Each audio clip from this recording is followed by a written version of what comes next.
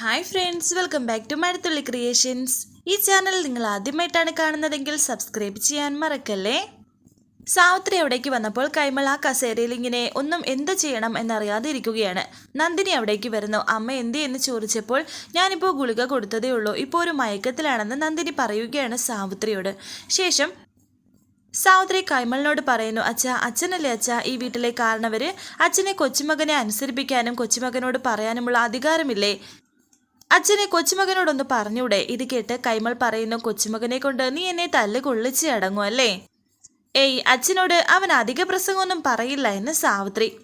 കൈമൾ പറയുന്നു, നീ പറഞ്ഞു കഴിഞ്ഞു അച്ഛനോടും അമ്മയോടും ധിക്കാരം, പിന്നെ അവനെന്താ പറയാൻ കഴിയാത്തത്?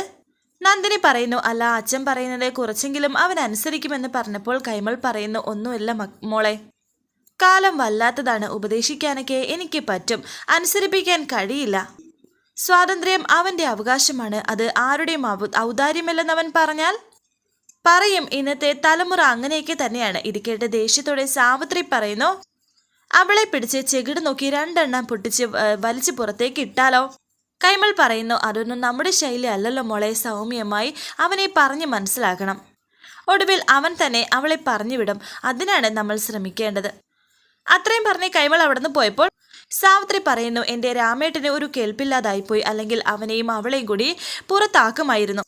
കാർത്തിക് കൊച്ചു കുട്ടിയൊന്നും അല്ലല്ലോ സാവിത്രി, അവൻ തന്നെ ഇതിന് നല്ലൊരു തീരുമാനം ഉണ്ടാക്കും എന്ന് പറഞ്ഞ് നന്ദിനിയും അവിടുന്ന് പോകുന്നു. വല്ലാത്തൊരു വെപ്രാളത്തോടെയും ഒരു ടെൻഷനോടെയും നിൽക്കുകയാണ് ഇപ്പോൾ സാവിത്രിക്ക് മീനാക്ഷിയോട് ആ പഴയ ദേഷ്യമൊന്നുമില്ല. ഇപ്പോൾ മീനാക്ഷി തന്നെ കാർത്തിയുടെ ഭാര്യയായി തുടരണമെന്നാണ് ഇപ്പോൾ സാവിത്രിക്ക് ആഗ്രഹം. എന്നാൽ മൈഥിലിയെ എത്രയും പെട്ടെന്ന് പുറത്താക്കണമെന്നും സാവിത്രി ഒരുപാടങ്ങ് ആഗ്രഹിക്കുന്നുണ്ട്. ശേഷം കാണിക്കുന്നത് ഓഫീസിലേക്ക് പോയിക്കൊണ്ടിരിക്കുകയാണ് കാർത്തി ഇപ്പോൾ വണ്ടിയിലാണ്. മീനാക്ഷി കാർത്തിയെ വിളിക്കുന്നു. ACP തിരക്കിലാണോ എന്ന് ചോദിക്കുന്നു. അല്ല, ഞാൻ ഓഫീസിലുമല്ല, മറ്റൊരു കാര്യത്തിന് വേണ്ടി പുറത്താണെന്ന് കാർത്തി പറയുന്നുണ്ട്. പറയും മീനാക്ഷി എന്ന് പറഞ്ഞപ്പോൾ മീനാക്ഷി പറയുന്നു, പ്രത്യേകിച്ചൊന്നുമില്ല, എനിക്ക് ACP കുറിച്ചല്ലാതെ മറ്റെന്ത് ഓർക്കാനാ? അങ്ങനെ ഓർത്തപ്പോൾ ഞാൻ വെറുതെ വിളിച്ചതാണ്. എനിക്കും എൻ്റെ മീനാക്ഷിയെ കുറിച്ചല്ലാതെ മറ്റെന്ത് ഓർക്കാനെന്ന് കാർത്തിയും പറയുന്നു. ഞാനും നിന്നെക്കുറിച്ച് ഓർക്കുകയായിരുന്നു. നിന്റെ മനസ്സ് എനിക്ക് മനസ്സിലാകും മീനാക്ഷി. വേണമെങ്കിൽ എന്നെ വഞ്ചിച്ചവൾ എന്ന കണക്കിൽ എനിക്ക് മൈഥിലിയെ വിടാമായിരുന്നു. അവൾ ആത്മഹത്യ ചെയ്തോട്ടെ, എനിക്കെന്ത് എന്ന് ചിന്തിക്കാമായിരുന്നു. എന്തോ എനിക്ക് അവളോട് ദയ തോന്നി.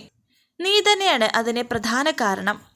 അവളോട് പക വേണ്ടാന്ന് നീയല്ലേ അന്ന് പറഞ്ഞത്? അതിനുശേഷമാണ് ഞാൻ മാറി ചിന്തിക്കാൻ തുടങ്ങിയത്. കുറ്റബോധം കൊണ്ട് അവൾ ഒരുങ്ങുകയായിരിക്കും. ഒരുകട്ടെ, അവൾ എല്ലാ അർത്ഥത്തിലും നോർമൽ ആയതിനു ശേഷം അവൾ അവളുടെ വഴിക്ക് പോയിക്കോളും. എന്താ നീയൊന്നും മിണ്ടാത്തത്? ACP പറയല്ലേ എന്ന് മീനാക്ഷി. എന്തായാലും അവള് നമ്മുടെ ജീവിതത്തിന് ഒരു തടസ്സമാകാതിരിക്കാനാണ് ഞാൻ അവളെ പിടിച്ചു നിർത്തിയിരിക്കുന്നത്. അവളിൽ നിന്നും ലീഗലായി ഒരു ഡിവോഴ്സ് കിട്ടാതെ നമ്മുടെ വിവാഹം രജിസ്റ്റർ ചെയ്യാൻ സാധിക്കില്ലല്ലോ. രജിസ്റ്റർ സൈൻ ചെയ്യുന്നതല്ലല്ലോ ACP വിവാഹ ജീവിതം എന്ന് മീനാക്ഷി പറഞ്ഞപ്പോൾ കാർത്തി പറയുന്നു, നീ പറഞ്ഞത് ശരിയാണ്, മനസ്സിന്റെ പൊരുത്തമാണ് മാരേജ് ലൈഫ്. പക്ഷേ നിയമപരമായി അത് വേണമല്ലോ. നമ്മൾ തമ്മിലുള്ള ജീവിതം മൈഥിലി കാണട്ടെ, അവള് അത് കണ്ട് അസൂയപ്പെടണം. എന്നാ വെക്കട്ടെ എന്ന് പറഞ്ഞിട്ട് കാർത്തി വെക്കുന്നു. ശേഷം കാണിക്കുന്നത് ചെടികൾക്ക് വെള്ളമൊഴിക്കുകയായിരുന്നു രാജലക്ഷ്മി അമ്മ. സാവിത്രി എവിടേക്ക് വരുന്നു. നമ്മുടെ നല്ല ചെടികളെല്ലാം കരിഞ്ഞുപോയി, ഇപ്പോൾ നോക്കാൻ ആർക്കാ സമയം? കുറെ നാളുകളായി എല്ലാം അലങ്കോലമല്ലേ എന്ന് സാവിത്രി പറഞ്ഞപ്പോൾ രാജലക്ഷ്മി പറയുന്നു, നമ്മുടെ എല്ലാം മനസ്സ് സ്വസ്ഥമാകാതെ നിന്നിട്ടാണ്. ഒരേ മനസ്സോടെ നമ്മളെല്ലാവരും ജീവിച്ചാൽ ഇതൊക്കെ നന്നാക്കി എടുക്കാവുന്നതല്ലേ ഉള്ളൂ. ആ സമയത്താണ് അവിടേക്ക് ഒരു സ്ത്രീ വരുന്നത്. സാവിത്രി രാജലക്ഷ്മിയുടെ ചെവിയിൽ പറയുന്നു, അമ്മേ, ആകാശവാണിയല്ലേ ആ വരുന്നത്? അങ്ങോട്ട് നോക്കാൻ പറയുന്നുണ്ട്. അവര് എല്ലായിടത്തും എല്ലാ കാര്യങ്ങളും പറയുന്ന ഒരു സ്ത്രീയാണ് അവിടേക്ക് വന്നുകൊണ്ടിരിക്കുന്നത്. അല്ല, ഇത് നമ്മുടെ അംബികയല്ലേ? ഇവിടെ പണ്ട് ജോലിക്ക് നിന്ന അംബിക എന്ന് രാജലക്ഷ്മി പറയുമ്പോൾ സാവിത്രി പറയുന്നു, അവരെ ആകാശവാണി എന്നാണ് എല്ലാവരും വിളിക്കുന്നത്, ന്യൂസ് ഏജൻസിയാണ്. എന്താണ് അമ്മയും മകളും തമ്മിലൊരു കുശലമെന്ന് അവർ പറയുന്നുണ്ട്. അല്ല, ഇവിടുത്തെ മൂത്ത പുള്ളി വേറൊരുത്തെ കട്ടുകൊണ്ട് പണ്ടേ പോയതല്ലേ? അവള് മരിച്ചു പോയപ്പോൾ പിന്നെയും നന്ദിനിയുമായിട്ട് സംബന്ധം കൂടാൻ തിരിച്ചു വന്നു എന്ന് കേട്ടല്ലോ. ഇത് കേട്ട് ദേഷ്യത്തോടെ നിൽക്കുകയാണ് രാജലക്ഷ്മിയും സാവിത്രിയും.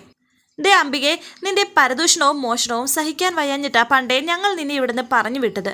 വീട്ടുമുറ്റത്ത് കയറി വന്ന് പിന്നെയും ആ പഴയ തൊഴിൽ തുടങ്ങിയാൽ സാവിത്രിയെ പഴയ സാവിത്രിയാകും, അത് മറക്കണ്ട. ഇത് കേട്ട് വീണ്ടും അംബിക പറയുന്നു, അയ്യോ എൻ്റെ പൊന്നു സാവിത്രി, ഞാനതൊന്നും വെച്ച് പറഞ്ഞതല്ല, അതങ്ങ് വിട്ടേക്ക്. തൊഴിലുറപ്പ് കഴിഞ്ഞ് ഇതിലേ പോകുന്ന വഴിക്ക് നിങ്ങൾ രണ്ടുപേരെയും കുശുമ്പം കുന്നായികയും പറഞ്ഞു നിൽക്കുന്നത് കണ്ടു. എന്നാ ഒന്ന് മിണ്ടിയിച്ച് പോവാന്ന് കരുതി, അത്രേ ഉള്ളൂ. ദേ അംബികെ, നീ മിണ്ടി, ഞങ്ങൾ മിണ്ടിയിരിക്കുന്നു, ഇനി നിനക്ക് പോകാമല്ലോ എന്ന് രാജലക്ഷ്മി. അപ്പോൾ ഞാൻ പോണമല്ലോ അല്ലേ എന്ന് അംബിക ചോദിച്ചപ്പോൾ സാവിത്രി പറയുന്നു, അതാ നിനക്ക് ആരോഗ്യത്തിന് നല്ലത്. അത് ശരിയാണ്, ആരോഗ്യം കാത്തു സൂക്ഷിക്കണമല്ലോ, എന്നാൽ ഞാൻ അങ്ങ് പോയേക്കാം. ചോദിക്കാൻ വന്ന പ്രധാന കാര്യം ചോദിക്കാൻ വിട്ടുപോയി. സാവിത്രിയുടെ മകൻ ആ കാർത്തിക് സാറിന് ഇപ്പോൾ ഒരു ബി ഗ്രൂപ്പും കൂടി ഉണ്ട് അല്ലേ? 2 ഭാര്യമാരുണ്ടോ എന്ന്. ഇരിക്കേട്ട് സാവിത്രി വളരെ ദേഷ്യത്തോടെ തന്നെ നിന്നെ ഞാൻ എന്ന് പറഞ്ഞ് അംബികയെ തല്ലാൻ ഒരുങ്ങിയപ്പോൾ രാജലക്ഷ്മി സാവിത്രിയെ തടഞ്ഞു. കാലികൊണ്ട് അലറണ്ട സാവിത്രി, എനിക്ക് തെളിവോടെ ഒരു വാർത്ത കിട്ടിയപ്പോൾ അത് സത്യമാണോ എന്നറിയാൻ വേണ്ടി വന്നതാണ്. എന്നാ സ്ത്രീ പറഞ്ഞപ്പോൾ, അല്ല, നിനക്ക് എന്ത് ന്യൂസാണ് കിട്ടിയതെന്ന് രാജലക്ഷ്മി വീണ്ടും ചോദിക്കുന്നു. കാർത്തിക് സാറിന്റെ ഭാര്യയെ മറ്റൊരുത്തൻ തട്ടിക്കൊണ്ടുപോയി. സാറ് ആ വാശിക്ക് മറ്റൊരുത്തയെ കെട്ടുകയും ചെയ്തു. എന്നിട്ട് ആദ്യ ഭാര്യയിൽ അവന്റെ കയ്യിൽ നിന്ന് തിരിച്ചു കൊണ്ടുവരികയും ചെയ്തു. ഇവിടെ ഇന്ന് ഞാൻ കൊല്ലുമെന്ന് പറഞ്ഞ് സാവിത്രി വീണ്ടും ആ സ്ത്രീയെ ഉപദ്രവിക്കാൻ തുടങ്ങിയപ്പോൾ വീണ്ടും ആ സ്ത്രീ പറയുന്നു, തല്ലാതെ കാര്യം പറയട്ടെ, ഞാൻ തെളിവ് സഹിതമാണ് കൊണ്ടുവന്നിരിക്കുന്നത്. എന്തോന്ന് തെളിവ് എന്ന് സാവിത്രി ചോദിച്ചപ്പോൾ, അന്ന് ക്ഷേത്രത്തിൽ നടന്ന ഒരു വീഡിയോ ഇപ്പോൾ കാണിക്കുകയാണ് ഫോണിലൂടെ. ആ സ്ത്രീ സാവിത്രിയും രാജലക്ഷ്മിയും. അത് മറ്റൊന്നുമായിരുന്നില്ല, അന്ന് വിഷം കുടിച്ചിട്ട് ക്ഷേത്രത്തിൽ മൈഥിലി കാർത്തിയെ കാണാൻ വേണ്ടി വിളിപ്പിച്ചിരുന്നു. സംസാരിച്ചു കൊണ്ടിരിക്കുന്ന സമയം പെട്ടെന്ന് ബോധം കെട്ട് വീഴുകയായിരുന്നു മൈഥിലി. അത് കാർത്തിയുടെ ദേഹത്ത് കൂടിയായിരുന്നു. ഈ ഒരു കാഴ്ചയാണ് പിന്നെ കാർത്തി മൈഥിലി അവിടെ നിന്നും എടുത്തുകൊണ്ട് പോകുന്ന ആ കാഴ്ചയും ഇപ്പോൾ വീഡിയോയിലൂടെ ഇവർ കാണുന്നു. അത് കണ്ട് ടെൻഷനോടെ നിൽക്കുകയാണ് രണ്ടുപേരും. ദേഷ്യം ഉള്ളിലൊതുക്കി നിൽക്കുകയാണ് സാവിത്രി. സാവിത്രി, എന്നെ തല്ലാനും തല്ലിക്കൊല്ലാനും ഒക്കെ ഒരുങ്ങിയതല്ലയോ? അതുകൊണ്ട് ഞാനെടുത്ത ഈ വീഡിയോ ഞാൻ ആദ്യം ഞങ്ങളുടെ കോളനിയിലുള്ള എല്ലാവർക്കും പിന്നെ പരിചയമുള്ള നാട്ടുകാർക്കും അയച്ചു കൊടുക്കട്ടെ. പണ്ട് ഇവിടുത്തെ ഒരു ഉരുളി മോഷ്ടിച്ചു എന്ന് പറഞ്ഞ് നിങ്ങൾ എന്നെ തല്ലി. അതെല്ലാം വെച്ച് ഞാനൊരു കണക്ക് തീർക്കട്ടെ. ഇതേ സമയത്ത് മീനാക്ഷിയും അവിടേക്ക് വരുന്നുണ്ട്. മീനാക്ഷി ഇവരുടെ സംസാരം ശ്രദ്ധിച്ച് അവിടേക്ക് വന്നു. എന്താ അമ്മായി, എന്താ മുത്തശ്ശിയെ പ്രശ്നമെന്ന് സാവിത്രി.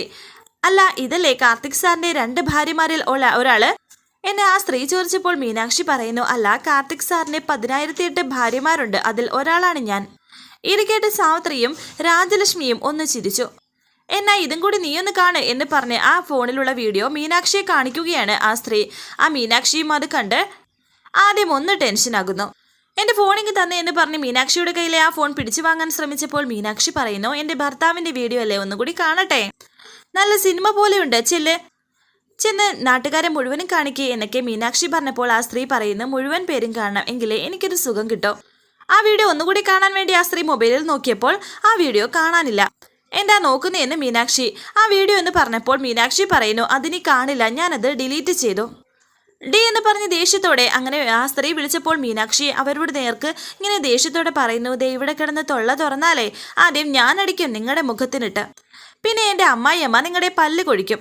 ACPയുടെ ഭാര്യയും അമ്മയും അറ്റാക്ക് ചെയ്തു എന്ന പേരിൽ നിങ്ങൾ അകത്താവുകയും ചെയ്യും, അതുകൊണ്ട് വേഗം വിട്ടോളൂ. ആ സ്ത്രീ അങ്ങനെ എവിടെ നിന്ന് പോകുന്നു. സാവിത്രി മനസ്സിൽ വിചാരിക്കുന്നു, എൻ്റെ മരുമകൾക്ക് ഒരു കൺഗ്രാറ്റ്സ് കൊടുത്താലോ, അല്ലെങ്കിൽ വേണ്ട, അവള് തലയിൽ കയറും. പിന്നീട് കാണിക്കുന്നത് മൈഥിലിയാണെങ്കിൽ മുറിയിൽ ഇങ്ങനെ അങ്ങോട്ടും ഇങ്ങോട്ടും നടക്കുകയാണ്. വൈശാഖിനെ കുറിച്ചാണ് ആലോചിക്കുന്നത്. വൈശാഖ് പറഞ്ഞ ആ ഭീഷണിയെക്കുറിച്ച്. നിന്റെ ഭർത്താവിനൊത്ത് ജീവിക്കാൻ നീ സ്വപ്നം കാണുകയും വേണ്ട എന്നൊക്കെ അന്ന് പറഞ്ഞതായിരുന്നു വൈശാഖ് ഫോണിൽ. ഇപ്പോൾ മൈഥിലി കാർത്തിയെ വിളിക്കുന്നു. മീനാക്ഷി പിന്നെ വിളിക്കുകയാണെന്ന് കരുതി ഫോണിൽ നോക്കിയപ്പോൾ വിളിക്കുന്നത് മൈഥിലിയാണ്. കാർത്തി ഫോൺ എടുത്തോ. ഞാൻ ബുദ്ധിമുട്ടിക്കാണോ എന്ന് ഫോൺ എടുത്ത ഉടൻ തന്നെ മൈഥിലി പറഞ്ഞപ്പോൾ കാർത്തി പറയുന്നു, എനിക്ക് ബുദ്ധിമുട്ടാണോ അല്ലയോ എന്ന് ഞാനല്ലേ തീരുമാനിക്കുന്നത്, മൈഥിലി കാര്യം പറഞ്ഞോളൂ. എന്താ, വീട്ടിൽ എന്തെങ്കിലും പ്രശ്നമുണ്ടോ? ആരെങ്കിലും എന്തെങ്കിലും വഴക്കിന് വന്നോ? മൈഥിലി പറയുന്നു, അതൊന്നുമില്ല, എനിക്കൊരു ഉപകാരം ചെയ്തു തരുമെന്നറിയാനാണ് വിളിച്ചത്. ഇയാൾക്ക് എന്താ വേണ്ടത്, അത് പറഞ്ഞാൽ മതിയെന്ന് കാർത്തി. അത് എനിക്കിവിടെ മാറാൻ ഡ്രസ്സുകളൊന്നുമില്ല, ഞാൻ നോക്കിയപ്പോൾ ഒരു പഴയ ഡ്രസ്സാണ് കിട്ടിയത്, അതാണിപ്പോൾ മാറിയത്.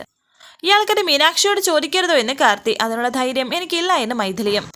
ശരി, അതൊക്കെ നമുക്ക് സംഘടിപ്പിക്കാം എന്നിട്ട് കാർത്തി മനസ്സിൽ വിചാരിക്കുന്നു, ഷെടാ, ഒരു മനുഷ്യത്വം കാണിച്ചത് പുലിവാലാവുമോ? അതിരിക്കട്ടെ, മൈഥിലി ഭക്ഷണമൊക്കെ കഴിച്ചു എന്ന് കാർത്തി ചോദിക്കുന്നു. ആരും എന്നെ വിളിച്ചില്ല, ഒരാൾ പോലും എന്നെ തിരിഞ്ഞു നോക്കുന്നില്ല എന്ന് മൈഥിലി പറയുന്നു. ശരി, ഫോൺ വെക്ക്, ഇത് ഞാനിപ്പോൾ ശരിയാക്കി തരാമെന്ന് കാർത്തി.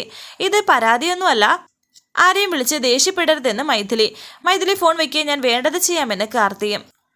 ഫോൺ വെച്ചതിന് ശേഷം സന്തോഷത്തോടെ നിൽക്കുകയാണ് മൈഥിലി. ചിരിക്കുകയൊക്കെ ചെയ്യുന്നുണ്ട്. പിന്നീട് കുറച്ച് ഡ്രസ്സുകളൊക്കെ ആയിട്ട് വീട്ടിലേക്ക് വന്നിരിക്കുകയാണ് കാർത്തി. അവിടെ ഹോളിൽ നിന്നുകൊണ്ട് മൈഥിലി മൈഥിലി എന്ന് ഉറക്കെ വിളിക്കുന്നു. എന്താടാ എന്ന് ചോദിച്ച് സാവിത്രിയും മീനാക്ഷിയും അവിടേക്ക് വന്നിട്ടുണ്ട്. എന്തായാലും അവളൊരു മനുഷ്യ സ്ത്രീയല്ലേ, അവളോട് അല്പം ദയ കാട്ടാമായിരുന്നു എന്ന് കാർത്തി പറഞ്ഞപ്പോൾ ആരുടെ കാര്യമാണ് ഈ പറയുന്നത് എന്ന് സാവിത്രി ചോദിക്കുന്നു. ആ മൈഥിലിയുടെ കാര്യമാണ്. മാറാൻ അവൾക്കൊരു ഡ്രസ്സില്ല. ഒരു ഡ്രസ്സ് കൊടുത്തൂടെ എന്നാണ് ഞാൻ ചോദിച്ചത് എനിക്ക് കാർത്തി പറയുന്നുണ്ട്. നന്ദിനിയും ഇത് കേൾക്കുന്നുണ്ടായിരുന്നു. മൈഥിലിയും അവിടേക്ക് വന്നു. ഓ, മൈഥിലി ദേവി, അയോധ്യയിലെ രാമൻ വേളി കഴിച്ചു കൊണ്ടുവന്ന പുണ്യദേവി എന്ന് സാവിത്രി പറയുന്നു. തിരിഞ്ഞു നോക്കിയപ്പോൾ മൈഥിലി അവിടെ നിൽക്കുന്നുണ്ട്. ദേഷ്യത്തോടെ മൈഥിലി ഒന്ന് നോക്കുകയാണ് ഇപ്പോൾ സാവിത്രി. കല്യാണം കഴിച്ചു കൊണ്ടുവന്ന അന്ന് മുതൽ താലി കെട്ടിയവനെ തേക്കുകയും പെറ്റിട്ട കുഞ്ഞിനെ ഒന്ന് തിരിഞ്ഞു നോക്കുപോലും ചെയ്യാതെ കാമുകനോടൊപ്പം ഒളിച്ചോടിപ്പോയ ഇവളാണോ മനുഷ്യ സ്ത്രീ? നാണമില്ലേടാ നിനക്ക്? നന്ദിനി എടുത്ത് എന്താ ഒന്നും മിണ്ടാതെ നിൽക്കുന്നത്? നിങ്ങൾക്ക് ചോദിച്ചൂടെ? നിങ്ങളല്ലേ ഇവനെ വളർത്തിയത്? അവൻ സ്വയം നാണക്കേട് വിളിച്ചു വരുത്തുകയല്ലേ അത്? അവൻ മനസ്സിലാക്കണ്ടേ എന്ന് നന്ദിനി അവിടെ നിന്ന് പറയുന്നു. വിവരവും വിദ്യാഭ്യാസവും ഉള്ളവനല്ലേ അവൻ എന്നും നന്ദിനി പറയുന്നുണ്ട്. നിനക്കല്ലടി ഒന്നും പറയാനില്ലേ? നിന്റെ ഭർത്താവാണ് ദേ കണ്ട പെണ്ണുങ്ങളെ വിളിച്ചു കൊണ്ടുവന്ന് വീട്ടിൽ താമസിപ്പിച്ചിരിക്കുന്നത് എന്ന് സാവിത്രി ദേഷ്യത്തോടെ മീനാക്ഷിയോട് പറയുമ്പോൾ കാർത്തി പറയുന്നു, എൻ്റെ ഭാര്യയുടെ അനുവാദത്തോടെ അല്ലാതെ ഞാനൊന്നും ചെയ്തിട്ടില്ല. ഇതും അങ്ങനെ തന്നെയാണ്. മൈഥിലി അടുത്തേക്ക് വിളിക്കുന്നു. എന്നിട്ട് ആ ഡ്രസ്സുകൾ മൈഥിലിക്ക് കൊടുക്കുകയാണ് കാർത്തി. സാവിത്രിക്കാണെങ്കിൽ ദേഷ്യം അടക്കാനാകുന്നില്ല. നീ ഇത് കാര്യമാക്കണ്ട, ഇവിടെ പലരും മനുഷ്യത്വമില്ലാത്തവരാണെന്ന് കാർത്തി പറയുമ്പോൾ സാവിത്രി പറയുന്നു, അതേടാ ഞങ്ങൾ മനുഷ്യത്വമില്ലാത്തവരാ. അതുകൊണ്ടാണല്ലോ ഇവളെ ചവിട്ടി പുറത്താക്കാതെ ഇങ്ങനെ ഇവിടെ നിർത്തിയിരിക്കുന്നത്. ഇവളെ നിന്നെയും നിന്റെ കുഞ്ഞിനെയും കളഞ്ഞിട്ട് പോയപ്പോൾ നീ കാട്ടിയ വൃത്തികേടുകളും ഭ്രാന്തും കണ്ട് വിഷമിച്ച് നിന്നവരാണ് ഞങ്ങള്. നിന്റെ ഭ്രാന്തിന് ഇരയായുള്ള എൻ്റെ ഈ മകള്. നിന്റെ മനസ്സിന് ധൈര്യം തന്ന് നിന്നെ പഴയ നിലയിലേക്ക് തിരിച്ചു കൊണ്ടുവന്നപ്പോൾ നീ ദേ പിന്നെയും അവളെയും കൂട്ടി വന്നിരിക്കുന്നു എന്നെ നന്ദിനി പറഞ്ഞപ്പോൾ സാവിത്രി പറയുന്നു, പോയ പോക്കിലും ഇവള് മീനാക്ഷിക്കിട്ട് പാര വെച്ചിട്ടാ പോയത്. ഞാൻ വൈശാഖം ഒളിച്ചോടാനുള്ള കാരണക്കാരി മീനാക്ഷിയാണത്രേ. നിൽക്കുന്ന നിപ്പ് കണ്ടില്ലേ? വിഷം കഴിച്ചാലൊന്നും ഇവള് ചാവില്ല. കാരണം ഇവളെ ഒരു വിഷമാണ്. ഇവളെ ഇങ്ങോട്ടേക്ക് കൂട്ടിക്കൊണ്ടുവരാനുള്ള സാഹചര്യം ഞാൻ എല്ലാവരോടും പറഞ്ഞതാ. ഇനി ഒരിക്കൽ കൂടി ഞാൻ പറയുന്നു, എനിക്ക് ഇവളോടുള്ളത് സിമ്പതി മാത്രമാണ്, സിമ്പതി എന്നെ കാർത്തി പറഞ്ഞപ്പോൾ സാവിത്രി പറയുന്നു, മറ്റുള്ളവരോട് സിമ്പതി ഉണ്ടെങ്കിൽ നീ വല്ല അനാഥാലയത്തിലും പോയി ദാനം ചെയ്യടാ. ഇങ്ങനെയുള്ള ജന്മങ്ങളെ സഹായിക്കുന്നത് എന്തിനാ? എൻ്റെ മോനെ നാട്ടുകാർ കളിയാക്കും, അവരെ അപവാദം പറയും എന്ന് നന്ദിനി പറയുന്നുണ്ട്. ഇപ്പോൾ തന്നെ കാട്ടുതീ പോലെ ഈ വാർത്ത പടന്നു കഴിഞ്ഞു. നീ ഇവളെ എടുത്തോണ്ട് ഓടുന്ന വീഡിയോയുമായിട്ട് ഒരു പെണ്ണുപിള്ള ഇവിടെ വന്നിരുന്നു. മീനാക്ഷിയുടെ അതിബുദ്ധി കാരണം എങ്ങനെയോ രക്ഷപ്പെട്ടു. ഇവൾ ആ വീഡിയോ തന്ത്രപൂർവ്വം ഡിലീറ്റ് ചെയ്തു എന്ന് സാവിത്രി പറയുന്നു. നാട്ടുകാരെന്ന് പറഞ്ഞോട്ടെ, എനിക്കൊരു റൈറ്റ് ഉണ്ട്. ഞാൻ അതനുസരിച്ച് ജീവിച്ചാൽ പോരെ?